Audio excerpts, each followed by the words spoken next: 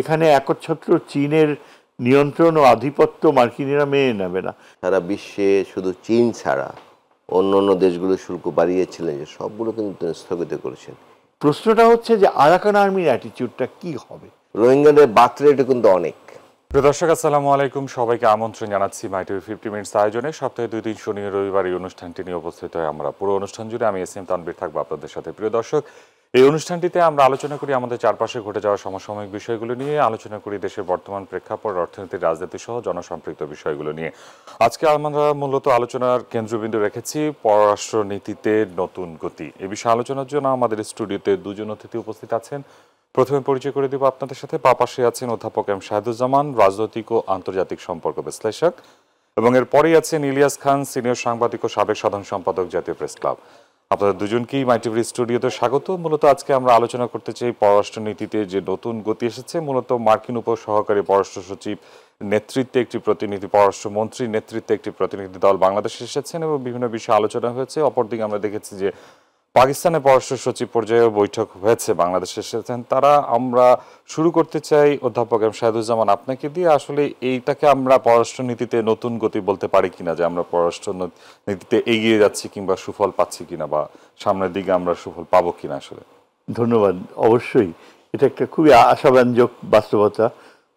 Specially মার্কিন যে প্রতিনিধি আসলো, দুজনই স্টেট ডিপার্টমেন্টের খুবই দায়িত্বশীল পদে রয়েছে এবং এরা খুবই কি বলে প্রশংসাসূচক দৃষ্টিতে দেখছে বর্তমান এই সরকারের অর্থনৈতিক যে প্রক্রিয়াটা, যে বিশাল যে ক্ষতি হয়েছে সেটাকে পূরণ করার জন্য যে প্রচেষ্টা, এবং স্পেশালি এই যে নতুন যারা বাইরে থেকে এসছে ট্যালেন্টস, যারা সরাসরি এদের সাথে ডিল করেছে। আমি যেমন ডক্টর আশিক চৌধুরী সহ আরেক ছিলেন ডক্টর লুৎফে সিদ্দিকী, তারপর আপনার যিনি পররাষ্ট্র নিরাপত্তা উপদেষ্টা। যে এই মার্কিনীদের ভিজিটের সবচেয়ে তাৎপর্যপূর্ণ দিক, যেটা মোটামুটি বোঝা গিয়েছে, যদিও একদম এটা নিয়ে সরাসরি কিছু বলা হয়নি, সেটা হলো তাদের যে বার্মা অ্যাক্ট বাস্তবায়ন করার যে প্রচণ্ড আগ্রহ। এখানে তাদের উদ্দেশ্য হচ্ছে যে যেভাবেই হোক মায়ানমারে একটা নতুন ব্রেক থ্রু করা, এবং মার্কিনী স্বার্থ হচ্ছে যে মায়ানমারে এই রাখাইন প্রদেশে স্পেশালি বঙ্গোপসাগরের সন্নিকটে এখানে একচ্ছত্র চীনের নিয়ন্ত্রণ ও আধিপত্য মার্কিনিরা মেনে নেবে না। এবং এই ক্ষেত্রে বাংলাদেশের সাথে যতদূর যোগাযোগ হয়েছে, আমরা অনেকাংশেই আমরা অবশ্য কিছুটা ভারতীয় সূত্র, গোয়েন্দা সূত্র, তবে পশ্চিমা সূত্র থেকেও এটা জানানো হয়েছে বাংলাদেশের 3টা ডিভিশন প্রস্তুত রয়েছে এবং মার্কিনীদের একটা সাময়িক ঘাঁটি তারা কক্সবাজারে তৈরি করছে, যে মায়ানমারে এই যে একটা ফ্যামিন বা দুর্ভিক্ষজনিত পরিস্থিতি সৃষ্টি হচ্ছে এবং মানুষ, রাখাইন জনগোষ্ঠী অন্যান্য জনগোষ্ঠীর মতোই তারা একটা ভয়াবহ অর্থনৈতিক মন্দার মধ্যে পড়েছে, যা কিনা আরাকান আর্মিকে বিব্রত করেছে।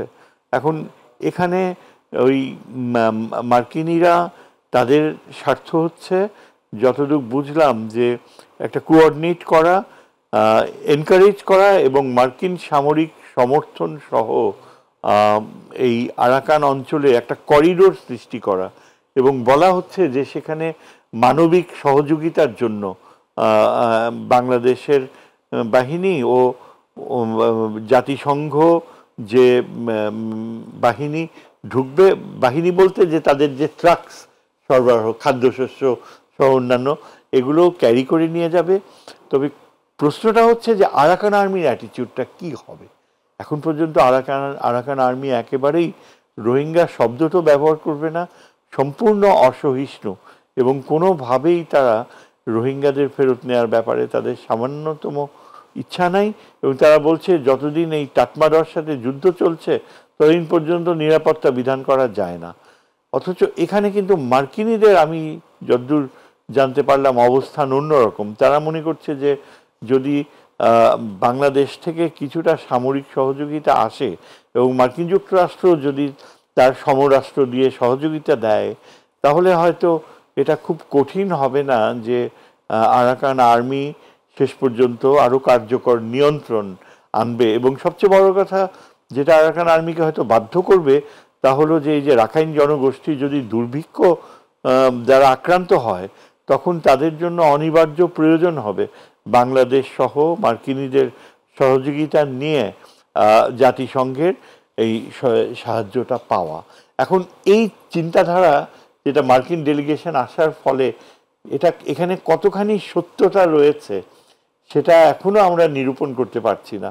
যদিও ট্রেডিশনাল যে পররাষ্ট্রনীতির প্রেক্ষাপটে এই দুইজনের আসার উদ্দেশ্য ছিল যে ইউনূস সরকারের কার্যকর যে গণতন্ত্রায়নের পথে যাওয়ার যে প্রক্রিয়া সেটা মনিটর করা, দেখা, এবং বর্তমান যে নেতৃত্ব রয়েছে অ্যাডভাইজার্স তাদের দৃষ্টিভঙ্গি, চিন্তাধারা এগুলো সম্পর্কে একটা সম্যক ধারণা পাওয়া, সেটা মনে হয় পজিটিভ হয়েছে। আর তাছাড়া একই সাথে আপনার এই যে পাকিস্তানের পররাষ্ট্র সচিবের আগমন ঢাকায়, এটাও বেশ তাৎপর্যপূর্ণ। যদিও এটা আমাদের পার্শ্ববর্তী বড় প্রতিবেশীকে মারাত্মকভাবে উদ্বিগ্ন করেছে এবং তারা রীতিমতো তাদের যে মিডিয়া রীতিমতো হুমকি দিচ্ছে যে একজন কিন্তু প্রাক্তন ভারতীয় রাষ্ট্রদূত, এক মহিলা, বাঙালি মহিলা, তিনি বলেই বসলেন যে আমরা যে অসম্পূর্ণ কাজ ৭১ ছিল সেটা হয়তো আমাদেরকে শেষ পর্যন্ত সম্পূর্ণ করতে হবে। এখন কি যে অসম্পূর্ণ কাজ ছিল সেটা উনি ভালো বোঝেন। আমরা তো আশা করব যে ভারত একটা স্বাভাবিকভাবে বাংলাদেশকে দেখবে এবং একটা প্রতিবেশী যার সাথে আমাদের একটা স্বাভাবিক সম্পর্ক হওয়াটা মোটেও অবাস্তব নয়। কেননা আগেও ওই আওয়ামী লীগ সরকার আসার আগেও যে একটা স্বাভাবিক সম্পর্ক ছিল পাকিস্তানের সাথে, সেটা রিনিউ করা, তারপর বাণিজ্য সম্পর্ক গড়ে তোলা, আর তাছাড়া সামরিক সহযোগিতার ব্যাপার আগেও ছিল, এখনো যদি সেটা ঘটে এটাতে তো বাংলাদেশের অস্বাভাবিক কিছু না। জি, ধন্যবাদ স্যার। আমরা এই পাকিস্তান ইস্যুতে আবার পরবর্তীতে আলোচনা করব। জনাব ইলিয়াস খান, আমরা মার্কিন পররাষ্ট্র নীতি যেটা বাংলাদেশের উপরে যে শুল্ক আরোপ বর্ধিত করা হয়েছিল সেটা 90 দিনের জন্য স্থগিত করা হয়েছে এবং সম্ভবত 9 জুলাই সেটার মেয়াদ শেষ হবে এবং সেটা যেন স্থায়ী করা হয় এ বিষয়ে কোনো আলোচনা, পদক্ষেপ কিংবা এরকম কোনো ধরনের আশ্বাস আমরা পেয়েছি কিনা বা এই ধরনের সম্ভাবনা আছে কিনা? আসলে আমরা সারফেস লেভেল থেকে যতটুকু জেনেছি সে ধরনের কোনো আশ্বাস আমরা কিন্তু পাইনি। বাংলাদেশের মিডিয়ায় একটি কথাও লেখা হয়েছিল যে অন্তর্বর্তীকালীন সরকারের যিনি প্রধান, এরকম একটা ভাবমূর্তি দেওয়ার অনেকে চেষ্টা করেছে, তিনি চিঠি লেখার কারণে এই শুল্ক বন্ধ হয়েছে। আসলে তা না। সারা বিশ্বে শুধু চীন ছাড়া অন্য অন্য দেশগুলো শুল্ক বাড়িয়েছিলেন, যে সবগুলো কিন্তু তিনি স্থগিত করেছেন। চীনের ব্যাপারে কিন্তু মিস্টার ট্রাম্পের সুর এখন নরম, কারণ এই বাণিজ্য যুদ্ধ হলে মার্কিন যুক্তরাষ্ট্র সবার উপর ছড়ি ঘোরাবে সেই সুযোগ কিন্তু কম। কারণ মার্কিন যুক্তরাষ্ট্র বিশেষ করে চীনের পণ্যে চলে, অনেক পণ্য চীনে যাচ্ছে। প্রত্যেকটা বড় বড় শহরে চায়না টাউন আছে মার্কিন যুক্তরাষ্ট্র, সেই প্রসঙ্গে আমি জানা। তো স্যার যে 3টি ডিভিশন যাওয়ার কথা বলেছেন সেটি আমরা জানি না, সেটা গণমাধ্যমে এসছে, ভারতের বিশেষ করে ভারতের গণমাধ্যমে। বাট রোহিঙ্গা ইস্যুটা একটি বড় বিষয়, কিন্তু সেটি কিন্তু আমরা জানি যে, এবং this is the first time এবার বিমস্টেক সম্মেলনে কিন্তু মিয়ানমার সরকার স্বীকারও করেছে, আগে তো বলতেই চায়নি, এবং তারা শিখেছে 1,60,000 বোধহয় বলেছে যে রোহিঙ্গা আমরা চিহ্নিত করেছি, প্রথম ধাপে নিয়ে যাওয়ার কথা বলেনি, বলে আমরা চিহ্নিত করেছি। বাট তাদেরকে নিতে হলে অনেক সময় লাগবে। বাট রাখাইনের অবস্থা কিন্তু আমরা জানি, রোহিঙ্গাদের যেটি আবাসভূমি, সেখানে কিন্তু এখন এই যে মিয়ানমারের যে মূল ক্ষমতা যারা আছেন তাদের কিন্তু এখন আর নিয়ন্ত্রণ নেই, পুরোটাই কিন্তু আরাকান আর্মির উপর, আরাকান আর্মি দখল করে নিয়েছে এবং সব জায়গা থেকে উচ্ছেদ করে দিয়েছে। সুতরাং এখন যেমন চায়না কিন্তু দুটি পক্ষের সাথে ভালো সম্পর্ক রাখে, আরাকান আর্মির সঙ্গেও রাখছে এবং মিয়ানমারের যে মূল সেনাবাহিনী তাদের সঙ্গেও রাখছে। সুতরাং আমাদের পলিসি কি হবে আমি এখনো বুঝতে পারছি না, স্যার ভালো বলতে পারবেন। বাট আমরা চাই যে রোহিঙ্গারা ফেরত যাক, কারণ এটি বিস্ফোরা হয়ে দেখা দিয়েছে। খুব কষ্ট লাগে যে একটি দেশ থেকে বানের স্রোতের মতো মানুষ আসছে, আমি কোনো বাধা না দিয়ে শুধু মানবিক কারণ, এখন সব মানুষ তো আমেরিকায় যেতে চায়, তাহলে কি মানবিক কারণে সবাইকে আমেরিকা ঢুকতে দিবে?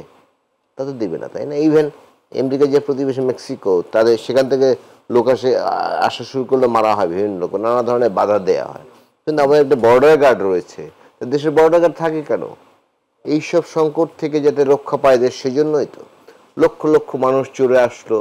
আমরা ঢাকায় কিছু মিছিল করলাম মুসলিম দেখিয়ে, আর মানুষগুলো লাখ লাখ লাখ মানুষ চলে, এবং রোহিঙ্গাদের বার্থ রেটও কিন্তু অনেক, এক একজন 8-10 টাকা করে বাচ্চা, এবং পুরো এলাকা কিন্তু ইকোলজিক্যাল ব্যালেন্স যেটা টেকনাফ, কক্সবাজার, সেগুলো কিন্তু নষ্ট হয়ে গেছে। এটি আমাদের একটা বড় সংকট। এই সংকট দূর করা উচিত। রোহিঙ্গা প্রসঙ্গে একটু পিছনেও যদি যাই, শহীদ রাষ্ট্রপতি জিয়াউর রহমান, বেগম খালেদা জিয়া দুজনের সময় কিন্তু রোহিঙ্গা এসেছিল, এবং তাদের কিন্তু আবার ফেরত পাঠানো হয়েছে। এই সরকারের মুখে, গত পতিত সরকারের মুখে আমরা অনেক বড় বড় কথা শুনেছি, এবং এমনও একটা ফ্লেভার দেওয়া হচ্ছে এই এদের আশ্রয় দেওয়ার কারণে শেখ হাসিনা নোবেল পুরস্কার পাবেন, এরকম একটা। যিনি মানুষ গুম করেছেন, হত্যা করেছেন, গুম ঘর বানিয়েছেন, মানুষের নামে হাজার হাজার মামলা দিয়েছেন, মানুষের জীবনের ন্যূনতম নিরাপত্তা ছিল না, তিনি নোবেল পুরস্কার পাবেন, তাও আবার শান্তিতে। যাই হোক, এরকম একটা ফ্লেভার দেওয়া হয়েছিল যে রোহিঙ্গাদের এই জন্য তিনি আশ্রয় দিয়েছেন। যেভাবেই আসুক, আমি যে শুরুতে যে কথাটাই বলেছি, একটা দেশ সুরক্ষার জন্যই তো আমাদের সীমান্ত রক্ষাকারী বাহিনী আছে।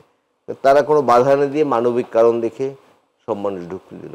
12-13 লাখ মানুষের দিন দিন আরও বাড়ছে। পুরো আপনি জানেন যে মধ্যপ্রাচ্য সব পৃথিবীর বিভিন্ন দেশে, মালয়েশিয়া, ব্রুনেই, এই রোহিঙ্গারা পাসপোর্ট নিয়ে যাওয়ার কারণে, নানা ধরনের অপরাধে জড়িত হওয়ার কারণে আমাদের যে কী বলে যে আমাদের শ্রমিকরা যান, তাদেরকে নানা ধরনের সমস্যা পড়তে হচ্ছে। এমনি কিন্তু বাংলাদেশের শ্রমিকদের সারা বিশ্বে একটা সুনাম আছে, কিন্তু এই রোহিঙ্গারা গিয়ে কিন্তু নানা ধরনের অপতৎপরতায় লিপ্ত হচ্ছে, নানা ধরনের অপরাধ করছে, যার ফলে কিন্তু আমাদের ভাবমূর্তি ক্ষুণ্ণ হচ্ছে। বাট সেটাই বলতে চাই যে রোহিঙ্গা সংকট দ্রুত সমাধান করেছে। মাঝে মাঝে আমরা হঠাৎ শুনি যে সাহায্য বন্ধ হয়ে যায়। সাহায্য বন্ধ হয়ে গেলে এটা তো আমরা বিরাট চাপ পড়বে বাংলাদেশের উপর। সুতরাং মার্কিন যুক্তরাষ্ট্র এসেছিল, আমি মোটা দাগে যেটুকু বুঝি, স্যার বলেছেন যে তারা ডক্টর ইউনূসের সরকারের কার্যক্রম দেখতে, সেটি তো সারফেস লেভেলে। বাট রাজনৈতিক দলের সাথে বৈঠক করেছে, রাজনৈতিক দলগুলো বৈঠক করেছে এবং নির্বাচন নিয়ে কথা বলেছে।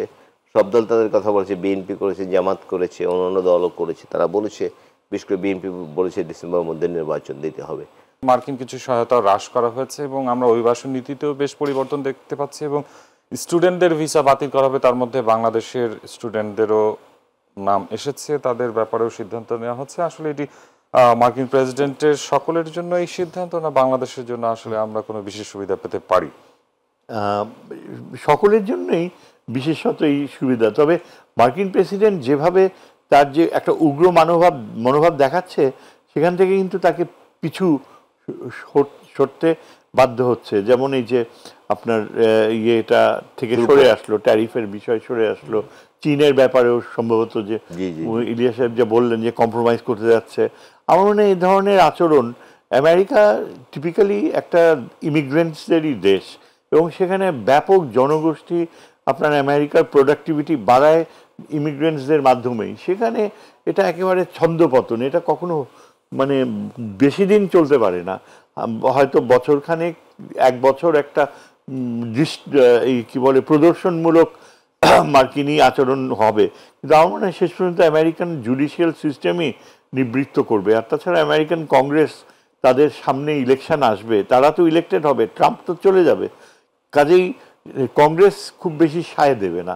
কাজেই আমার মনে হয় না যে বাংলাদেশের জন্য এটা খুব বেশি দুশ্চিন্তার কারণ। আর তাছাড়া মার্কিন স্টেট ডিপার্টমেন্টের খুব সহানুভূতি রয়েছে বাংলাদেশের জন্য। ভারত যে আচরণ করেছে বাংলাদেশের প্রতি, এবং আমাদের গণতন্ত্র ধ্বংস করার পেছনে ভারতের যে ন্যাক্কারজনক ভূমিকা ছিল, যা কিনা আমেরিকানদেরকে লজ্জায় ফেলেছে। মার্কিন রাষ্ট্রদূত আগে তাকে রীতিমতো মাথা হেট করে চলে যেতে হয়েছিল, পিটার হ্যাস। এবং এখন আমেরিকা কিন্তু স্টেট ডিপার্টমেন্ট অত্যন্ত সুস্পষ্ট দূরত্ব রাখছে ভারতীয় দৃষ্টিভঙ্গি থেকে, এবং আমেরিকা কিন্তু এখন স্টেট ডিপার্টমেন্ট এটা প্রমাণ করছে সত্যিকার অর্থে যে তারা ভারতীয় চোখে বাংলাদেশকে দেখছে না। আমি আরেকটা বিষয়ে আশাবাদী হতে চাই যে যেহেতু আমেরিকার সাহায্য কমে যাবে রোহিঙ্গাদের ব্যাপারে, শোনা গিয়েছে যে এখন এই অবস্থায় আগের যে কোনো সময়ের তুলনায় রোহিঙ্গারা নিজেরাই একটা নির্দিষ্ট বয়সের রোহিঙ্গা জনগোষ্ঠী তারা কিন্তু নিজেরাই এখন অত্যন্ত আগ্রহী, যেহেতু তারা দেখছে যে এইভাবে জীবন একেবারে ধ্বংস হয়ে যাবে, তারা ক্রমেই সংখ্যা বাড়ছে, নিজে থেকেই তারা মায়ানমারের অভ্যন্তরে যাচ্ছে ট্রেনিং নিতে এবং তারা নিজেদের সেনাবাহিনী গড়ে তুলে, সামরিক একটা শক্তি গড়ে তুলে নিজেরাই নিজেদের অঞ্চলকে মুক্ত করবে। এই চিন্তাধারাটা আগে কিন্তু অ্যালাউ করা হতো না। এখন আমার মনে হয় বাংলাদেশের অ্যাটিটিউড বোধহয় নতুন করে চিন্তাভাবনা চলছে যে রোহিঙ্গাদেরকে কিভাবে আরাকান আর্মির সাথে একটা পাশাপাশি অবস্থানে রেখে, কারণ আলটিমেটলি আরাকান আর্মির শত্রু হচ্ছে টাটমাডক এবং ওই সিটওয়ে অঞ্চলটা একটা অঞ্চল এখনো টাটমাডর নিয়ন্ত্রণে রয়েছে। যতদূর বুঝতে পারলাম যে আমেরিকান সামরিক শক্তি বাংলাদেশ এবং পার্শ্ববর্তী চীন ন্যাশনাল আর্মি, চীন স্টেটের যারা, আর আরাকান আর্মি মিলে তারা টাটমাডকে পুরাপুরি ওইখান থেকে আরাকানকে মুক্ত করবে। স্যার, আমরা একটু পাকিস্তান ইস্যুতে কথা বলতে চাই। পাকিস্তানের পররাষ্ট্র সচিব পর্যায়ে বৈঠক হয়েছে। বাংলাদেশের পক্ষ থেকে বলা হয়েছিল যে মুক্তিযুদ্ধের নৃশংসতার জন্য তাদের ক্ষমা চেতে হবে এবং স্বাধীনতা পূর্ব অভিন্ন যে সম্পদের হিস্সা ছিল সেটা দাবির কথা বলা হয়েছে, কিন্তু পাকিস্তানের তরফ থেকে যে বিবৃতি দেওয়া হয়েছে সেখানে আসলে এ ধরনের কোনো বিবৃতি ছিল না। তারা ভবিষ্যৎ সম্পর্কে বেশি আগ্রহ দেখাচ্ছে। সেক্ষেত্রে বাংলাদেশের পররাষ্ট্র নীতি কি হওয়া উচিত? আমার মনে হয় বাংলাদেশের পররাষ্ট্র নীতি বাস্তবতার নিরিখে ইউনূস সাহেব কিন্তু আগামী যখন পররাষ্ট্রমন্ত্রী আসবে বাংলাদেশ ঘুরে দাঁড়াবে এবং পাকিস্তানের প্রতি খুবই হৃদ্যতা ও সহযোগিতাপূর্ণ সম্পর্কে যাবে।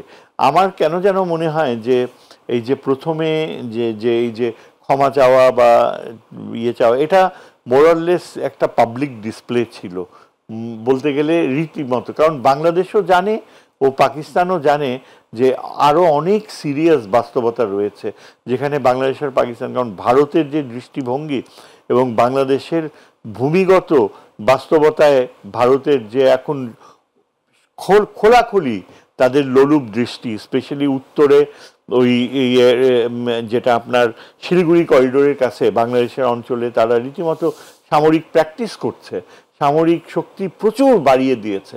এটা কিন্তু যে কোনো সিরিয়াস নিরাপত্তা বিশারদ চিন্তা করলেই আমাদের এখানে দৃষ্টিভঙ্গি হলো যে এরকম কোনো হুমকি থাকবে না, কিন্তু ভারত যদি তার আচরণ, যেটা আমি বললাম যে তাদের একজন প্রাক্তন অ্যাম্বাসেডর আমার নিজের কানে আজকে শোনা যে ৭১-এর আনফিনিশড জব তারা এখন শেষ করবে।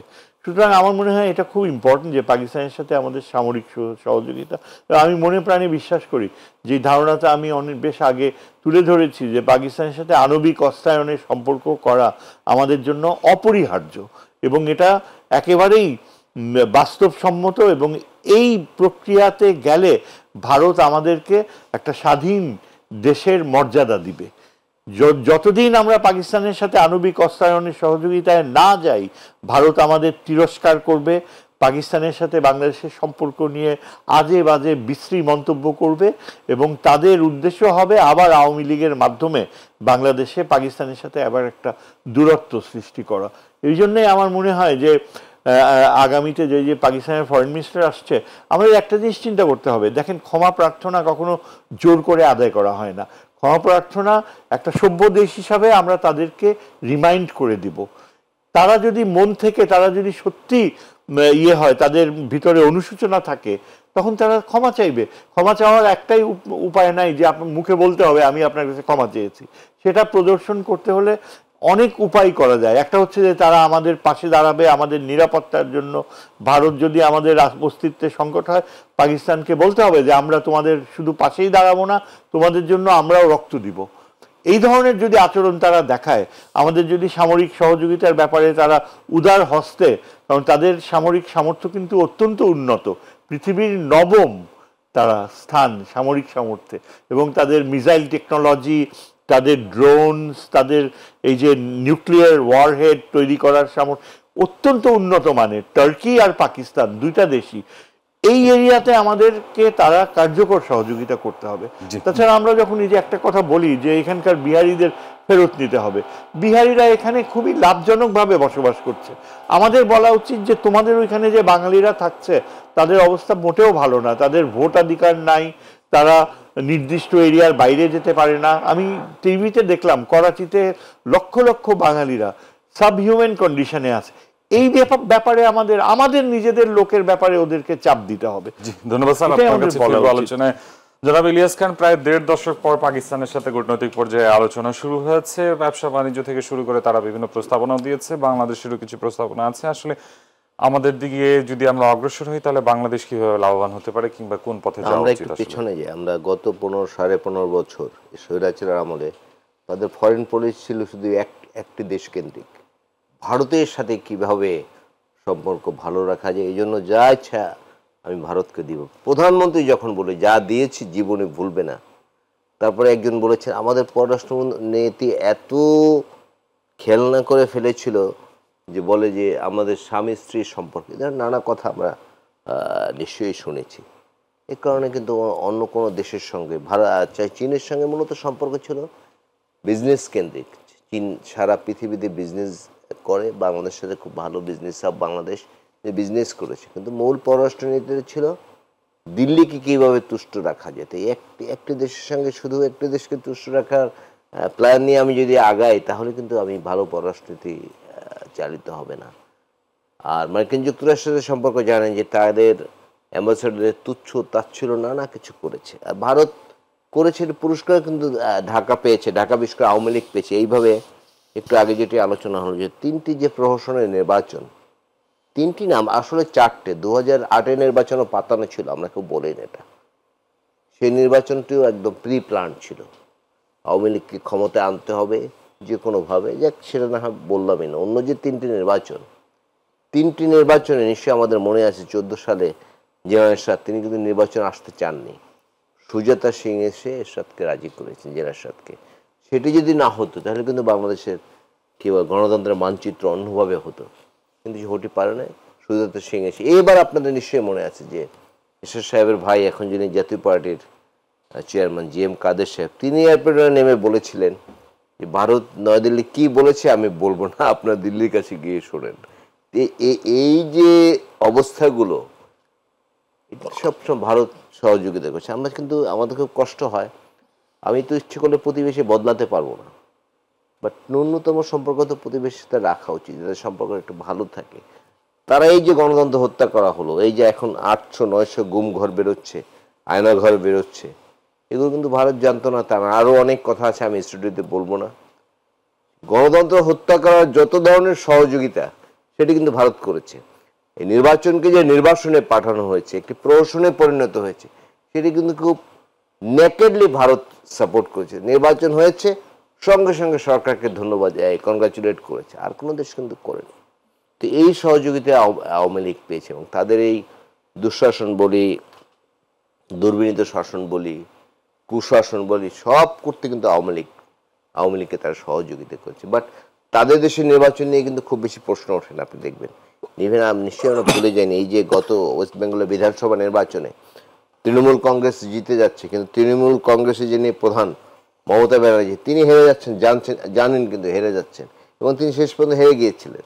যে বাংলাদেশের চিন্তা করা যায় এই যে সুতরাং তাদের নির্বাচন ব্যবস্থার কথা বলে একজন TN শেষান পুরো নির্বাচন ব্যবস্থাকে ঠিক করে হয়েছে। ভারতের নির্বাচন নিয়ে এখন ভারতে আমরা জানি নানা জাতপাত নানা কিছু রয়েছে, তারপর নির্বাচন ব্যবস্থা নিয়ে খুব বেশি প্রশ্ন কিন্তু ওঠে না। কিন্তু আমাদের এখানে দেখুন পুরো নির্বাচন ব্যবস্থাটাই শেষ করে দিয়েছে।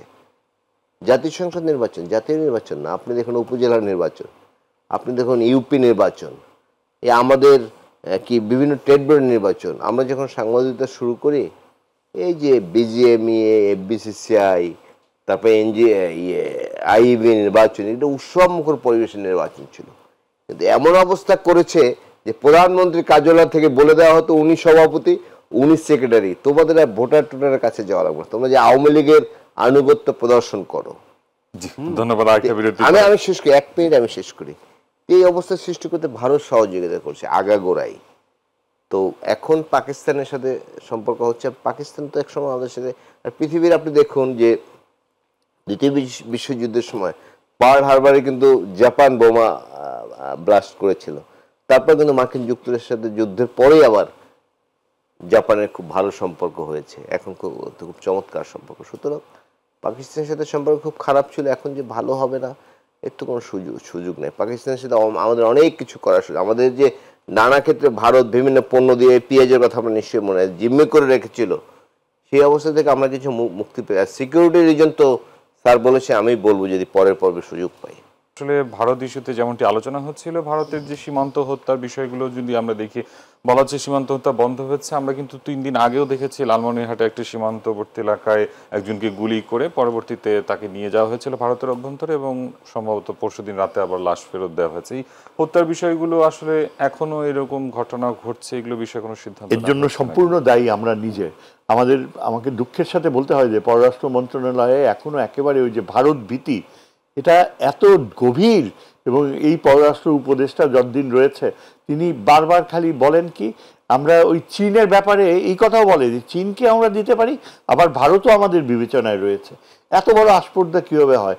এইরকমভাবে ভারত আমাদের সাথে যে কাণ্ড করলো ঘটনা, তারপরেও তিস্তার প্রশ্নে ভারতের নাম আসাই তো উচিত না, কেন আসবে? চীন স্পষ্ট। কাজে এই যে সীমান্তে হত্যাগুলো হয়েছে, আমরা যদি প্রথম থেকেই আমাদের পররাষ্ট্র মন্ত্রণালয় ভারতকে সরাসরি ওয়ার্নিং দিত, বা মাঝখানে কিন্তু বলেছিল যে পিঠ দেখাবেন না, ঘুরে দাঁড়াবেন। তারপর আমাদের এই আগেকার যে হোম মিনিস্টার ছিল সে কিন্তু বলেছিল যে পাল্টা গুলি করবেন। এখন সেদিন দেখলাম আমার চোখের সামনে মানুষ কান্নাকাটি করতেছে, একটা পরিচিত ছেলে গ্রামে চাষ করছে, সকালে ওকে গুলি করছে, চোখের ভিতর দিয়ে গুলি, তারপর 2টা বিএসএফ এসে টেনে নিয়ে গেছে, এবং পার্শ্ববর্তী কোথায় আমাদের বিজিবি, কোথায় আমাদের বর্ডার গার্ড? আমি আগে শুনতাম যে একটা বিএসএফ এর 4টা বিএসএফ এক সমান একটা বিজিবি, আমাদের বিডিআর এত শক্তিশালী ছিল। এখন আমরা আশা করতেছিলাম যে আমাদের বর্ডারে বিডিআর কয়েকটাকে ফালাবে, একটা মরলে 10টা ফালাবে, এই হবে, হয় নাই। কেন হয় নাই? এবং আমি এই জন্য দায়ী করি যে কিছু কিছু অপদার্থ ধরনের লোক যারা আসছে, যেমন আমি সরাসরি বলতে পারি যে ওই যে এই প্রধান উপদেষ্টার বিশেষ সহকারী যোগী একজন যোগ দিয়েছে হোম মিনিস্টারে, প্রাক্তন আইজি ছিল, এই লোকটা আমাদের নিরাপত্তা ব্যবস্থাকে ধ্বংস করে ফেলছে। পুলিশের যে ওই যে ডিটেকটিভ ব্রাঞ্চের প্রধান ছিল, he was very committed, Rezaul Mallik, হ্যাঁ, ওকে কথা নেই বার্তা নাই, সে তার ডিউটি করছে, তাকে সরায় দেওয়া হয়েছে, এবং এটা নিয়ে ব্যাপক কিন্তু হইচই হয়েছে। আমার মনে হয় যদি আমাদের সীমান্তের গোলাগুলি বন্ধ করতে হয়, ভারতের প্রতি উপযুক্ত জবাব দিতে হবে। দরকার হলে পাকিস্তানের থেকে, পাকিস্তানের বর্ডারে যে পাকিস্তান রেঞ্জার্স আছে ওদেরকে এনে এখানে বর্ডারে বসানো উচিত। ইন্ডিয়ার একটা টেস্ট পাওয়া উচিত যে তোদের শিক্ষা দিতে হলে আমরা যে কোনো অপশন বেছে নিব, শয়তানকেও ডেকে আনতে হলে শয়তানকে ডেকে আনবো। পৃথিবীর কোথাও এরকম হয় না যে নির্বিচারে হত্যা করে। আমার বুক ভেঙে গেছে, আমি যে একটা ছেলে, ওর নামটাও যেন কি, হ্যাঁ, ওকে নিরীহ একটা ছেলে, ওকে গুলি করলো, তারপর নাকি আরেকদিন আরেকজনকে গুলি করছে, হসপিটালে নিয়ে রাখছে, চোখের ভিতর দিয়ে গুলি, মরে গেছে, ডেড বডিও দিতে চায় নাই। এটা কি নৃশংসতা, অসভ্য ব্যবহার করা। আমি তো মনে করি যে আমাদের যে কোনো মূল্যে বর্ডারে ওদের একসাথে 100-200 আগে ওই যে জেনারেল ফজলুর রহমান যেমন করছিল না, ওইভাবে ফালানো উচিত। তারপর আল্লাহ আছে, যা হবার হবে। আমি তাই মনে করি যে একদম পাল্টা জবাব দেওয়া উচিত। এই কাপুরুষ আওয়ামী লীগ সরকার, এই আওয়ামী লীগ সরকারকে চিরতরে এই দেশ থেকে একেবারে বিতাড়িত করা উচিত। আর ওই যে ফরেন মিনিস্ট্রি যেটা গাধার মতো কোনো কথা বলে না, ভারতের কথা বলতে গেলে এখনো ভয় পায়। কেন মুখের উপর ভারতকে বলতে পারে না যে আমরা এটা ভারতে এত মুসলিম নিধন করা হচ্ছে, এখনো ভারত বলে আমরা নাকি আমাদের দেশে মাইনরিটিসদেরকে আমরা মারতেছি, অথচ তারা প্রত্যেক দিন কি ধরনের, আমাদের ফরেন মিনিস্ট্রি থেকে বোবার মতো থাকে এই উপদেশটা, একটা কথাও বলে না। ভারতকে সরাসরি জানানো উচিত যে আপনারা আপনাদের দেশে যদি মুসলমান নিধন বন্ধ না করেন তাহলে আমরা আন্তর্জাতিক ক্ষেত্রে জাতিসংঘে বিষয়টা উত্থাপন করব।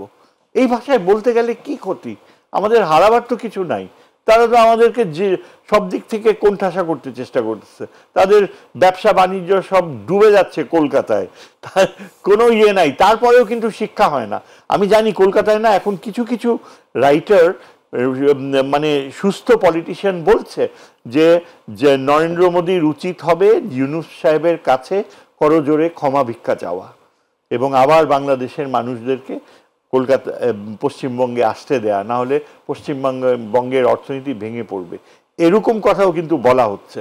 সুতরাং আমাদের তো ভয় পাওয়া উচিত না, আমাদের তাদেরকে স্পষ্টভাবে জানিয়ে দেওয়া উচিত। কারণ আমি এই জন্য মাঝে মাঝে মনে হয় যে কেয়ারটেকার গভর্নমেন্টেও এমন এমন লোক ঢুকেছে, এমনও তারপরে এই যে চাঁদাবাদি হচ্ছে গ্রামে গঞ্জে ব্যাপকভাবে, এই বিএনপির বেশিরভাগ এরা চাঁদাবাদি শুরু করেছে। কিভাবে তারা আগামী ইলেকশন জিতবে? একদিকে উপরের লেভেলে বলা হয় যে এরা নাকি রয়ের সাথে যোগাযোগ শুরু করছে, আর নিচের লেভেলে তাদের ব্যাপক চাঁদাবাজি শুরু হয়ে গেছে। এইসব চাঁদাবাদি করলে মানুষ কোনো দিনও তাদেরকে ভোট দিবে না। জি, ধন্যবাদ স্যার। জনাব ইলিয়াস খান, আসলে আমরা অনুষ্ঠান শেষ পর্যায়ে আপনাকে দিয়ে শেষ করবো। আসলে বর্তমান প্রেক্ষাপট নিয়ে আমরা দেখছি দেশের রাজনীতিতে বলা হচ্ছে নির্বাচনী ইস্যুটি আছে, তারপরে সময়সীমা কিংবা নতুন রাজনৈতিক দল, ডিসেম্বরের মধ্যে নির্বাচন, এসব বিষয় মিলিয়ে আসলে বাংলাদেশের বর্তমান রাজনীতি প্রেক্ষাপট কি আসলে? একটু এলোমেলো আছে, বাট ঠিক হয়ে যাবে সব আশা করি। কি রাজনৈতিক সরকার যখন ক্ষমতায় আসবে, পুরো দেশ নিয়ন্ত্রণ রাখতে তো রাজনৈতিক সরকার লাগবে। সেটি কি সুষ্ঠু ভোটের মাধ্যমে? শেখ হাসিনা মার্কা ভোট না, প্রকৃত জনপ্রতিনিধি নির্বাচিত হয়, অনেকগুলো সংকট কেটে যাবে। যে ডিসেম্বরের কথা বলেছি অত্যন্ত যৌক্তিক, কারণ ডিসেম্বর কিন্তু 1 বছর 5 মাস পরে, আগস্টে এই সরকার এসছে, ওই বছরে 5 মাস, ডিসেম্বরে নির্বাচন হয় 1 বছর, তাহলে 1 বছর 5 মাস পরে নির্বাচন হচ্ছে। ওই সংস্কার করে বিচার করতে লাগবে 100 বছর। শেখ হাসিনা মানে যে অপরাধ হয়েছে, যে মানুষ হত্যা করা হয়েছে, যে গুম ঘর করা হয়েছে, ক্রস ফায়ার দেওয়া হয়েছে, সব অপরাধী যদি বিচার করতে হয় লাগবে মিনিমাম 50 বছর, বললাম আর কি 100 বছর। সুতরাং এগুলো যারা কোনোদিন ক্ষমতায় আসবে না তারা বলে, এগুলি যাদের কোনোদিন ন্যূনতম ক্ষমতায় আসার সুযোগ নেই তারা মাঝে মাঝে এইসব কথা বলে। যার দলে হয়তো 5 জন লোক আছে বা 7 জন লোক আছে, এরা বলে। বাট নির্বাচিত সরকার, গণতন্ত্র তো নির্বাচিত প্রতিনিধি দিয়ে চলবে, অনির্বাচিত ব্যক্তি দিয়ে চলবে না। আমরা দেখেছি 2 বছর ছিল অনির্বাচিত ব্যক্তিরা দেশ ছেড়ে কিন্তু পালাতে হয়েছে। একজন বার্গার বিক্রি করে, শুনি আর কি, বার্গার বিক্রি করে, আরও কী কী করে আমেরিকায় গিয়ে। সুতরাং এইসব দোয়া তুলে লাভ নাই। ডিসেম্বরে নির্বাচন দেওয়া উচিত, কারণ ডিসেম্বরে বাংলাদেশ কিন্তু আমাদের মনে আছে 9.5 বছর এরশাদের বিরুদ্ধে আমিও আন্দোলনে ছিলাম, একজন সদ্য ছাত্র হিসেবে ঢাকা বিশ্ববিদ্যালয়ের স্যারও ছিলেন। তো তার এরশাদের কিন্তু 9.5 বছর ক্ষমতায় ছিলেন, তারপরে কিন্তু মাত্র 3 মাসের মধ্যে নির্বাচিত হয়েছে নির্বাচন হয়েছে বিচারপতি শাহাবুদ্দিন আসার পরে। সুতরাং ওই যে মাঠ ঠিক করতে হবে, এই করতে হবে, সেই করতে হবে, এগুলো বেশি দিন ক্ষমতায় থাকার একটা পায়তারা। এগুলো করে লাভ নেই। অনির্বাচিত ব্যক্তিরা ক্ষমতায় থাকতে পারবে না, নির্বাচিত ব্যক্তি থাকতে হবে। যদি ত্রুটি বিচ্যুতি থাকে, এদের যদি ত্রুটি বিচ্যুতিও থাকে, এই প্র্যাকটিসের মধ্য দিয়ে আমরা একটি গণতান্ত্রিক পরিবেশে আমরা আশা করতে চাই যে একদিন পাবো। যে ব্রিটিশ গণতন্ত্র অনেক বছরের, কয়েকশো বছরের, আমাদের গণতন্ত্রের বয়সও কম হয়নি। সুতরাং আমি বলতে চাই, এখন নানা কিছু মনে হচ্ছে, যেমন বড় 2 দল আগে একদম দুদিকে ছিল, বিএনপি জামাত, বাট এখন কিন্তু 2 দলে একই কথা বলছে, একই রকম। ডিসেম্বর আর জামাত যে সময় বেঁধে দিয়েছে বা বলেছে সময়ের কথা, তা কিন্তু জানুয়ারি বা ফেব্রুয়ারি, এরপর কিন্তু না।